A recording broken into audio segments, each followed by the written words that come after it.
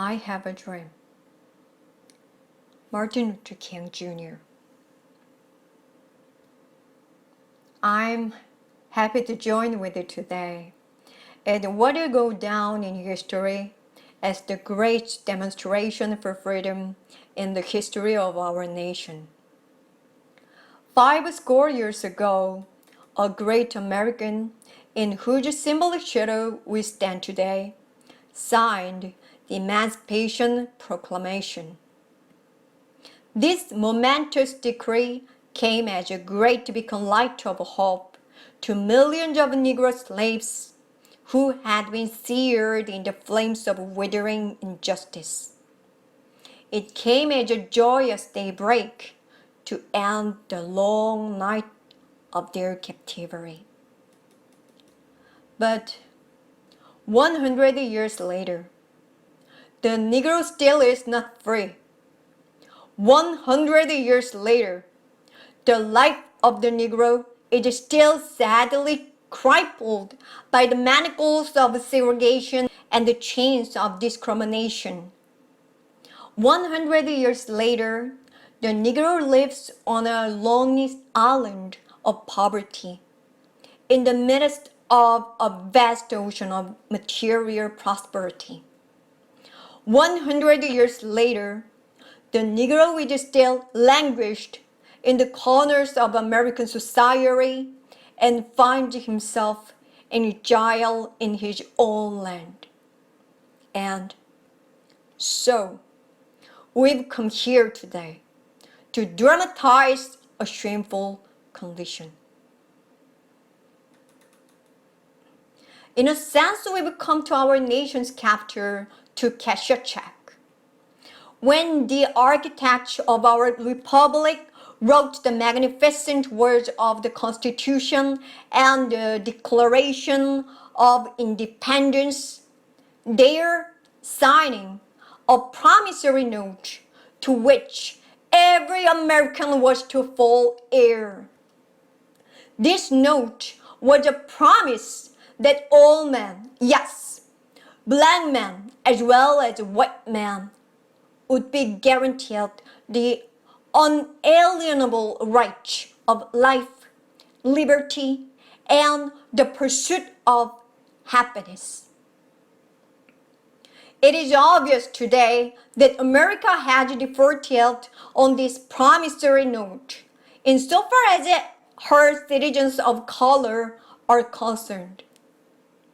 Instead of honoring this sacred obligation, America has given the Negro people a bad check, a check which has come back marked insufficient funds.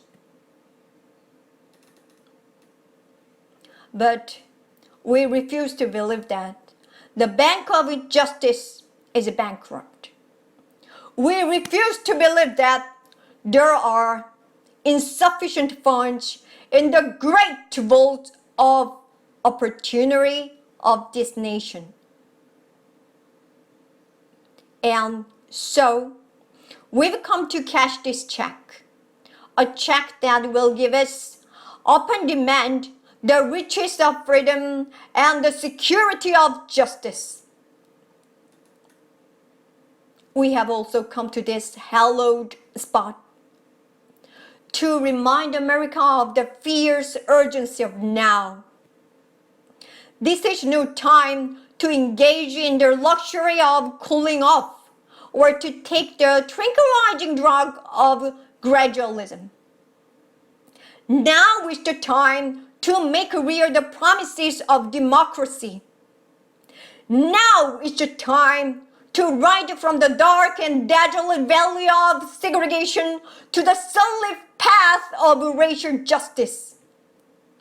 Now is the time to lift our nation from the quicksand of racial injustice to the solid rock of brotherhood. Now is the time to make justice a reality for all of God's children. It would be fair for the nation to overlook the urgency of the moment this sweltering summer of the Negro's legitimate discontent will not pass until there is an invigorating autumn of freedom and equality. 1963 is not an end, but a beginning. And those who hope that the Negro needed to blow upstream and will now be content will have a rude awakening if the nation returns to business as usual.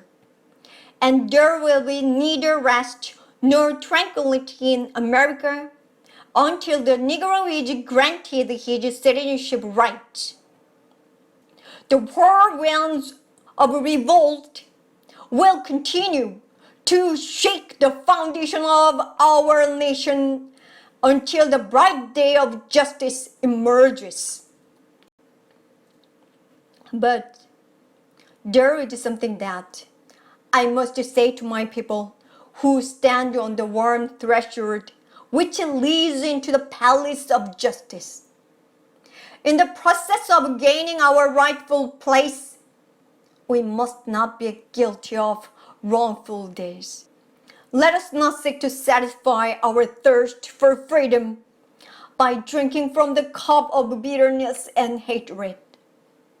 We must forever conduct our struggle on the high plane of dignity and discipline. We must not allow our creative protest to degenerate into physical violence. Again and again, we must rise to the majestic heights of meeting physical force with soul force.